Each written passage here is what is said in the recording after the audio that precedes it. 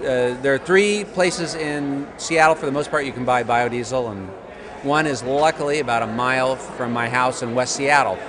So I go down there, and there are a couple other places, and I've taken one trip to California, road trip and back, and I probably did about 60% of it on biodiesel, just trying to find biodiesel stations. Took a bunch of research ahead of time, maybe? Yeah, I had to sort of this was like being a pioneer and like taking my horses to Utah or something. I got to find out where are the watering spots or whatever. So exactly. So you've had this vehicle for 3 years. I've had it for 3 years, yeah. And experiencing any problems with using biodiesel as opposed to regular diesel? No, no, none at all. There's a cold start issue. Oh, well, now actually I have to say that is true. I have had some cold start issues that if I were not so pure in my wanting to be an environmentalist, I could avoid by mixing my biodiesel with regular diesel. But I'm like, oh no, I'm going to make it biodiesel.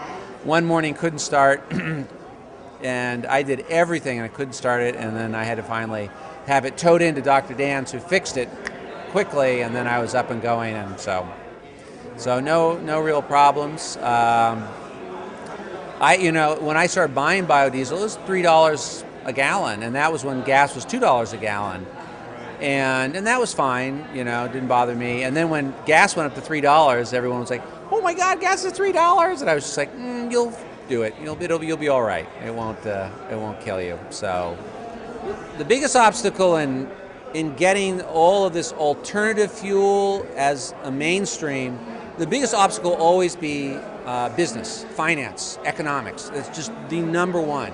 If it's economically viable, you will get a tremendous amount of money behind it. If it's not so economically viable, short-term economically viable, you're never going to get it. You're never going to get it. And that's the biggest thing.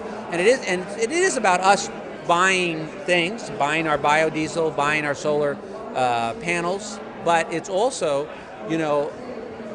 other entities larger than us, and it's really just our U.S. economic, machine that's going to get behind it. That's the only thing, The grassroots helps, but. Sure. So what's the biggest squeeze in the pipeline? Is it information? Is it technology, supplies of material? Is it integrated systems? What is it that keeps it from what is it that we can overcome that will make things become, you buy it at Home Depot, you buy it at the car dealer, you buy it at the local station. What's one thing? There's 2 things to overcome. So the pipeline is constricted by these 2 elements, and the 2 elements that we have to overcome are: can we get this stuff, whatever it is, biodiesel, solar panels, maintenance on solar panels, whatever, can we get it on a consistent basis? Can we get it on a large basis? Can we walk into every Home Depot and get it? If it is isolated and small, that fights against it, right? The second thing we have to overcome is that it is, how do I say this, that it becomes normal. I mean, that's the hardest thing. I mean, part of what's interesting about alternative fuel to all these people who are here now is that it's alternative. I mean, that's what I respond to. I'm like, I want the alternative thing, So there's a certain population that's going to support alternative fuel. Now, when alternative fuel becomes not alternative fuel, you're going to lose some of that audience, and, are you going to get the larger audience? The larger audience, the larger group of people that you have to convince have to say, oh yeah, this is accepted. My neighbor does this, my other neighbor does this.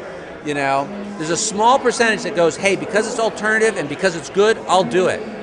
But everybody else is just going to go, well, my dad bought Valvoline. I'm always going to buy Valvoline. I mean, I was working at Wells Fargo Bank. I went to Wells Fargo Bank because my dad went to Wells Fargo Bank.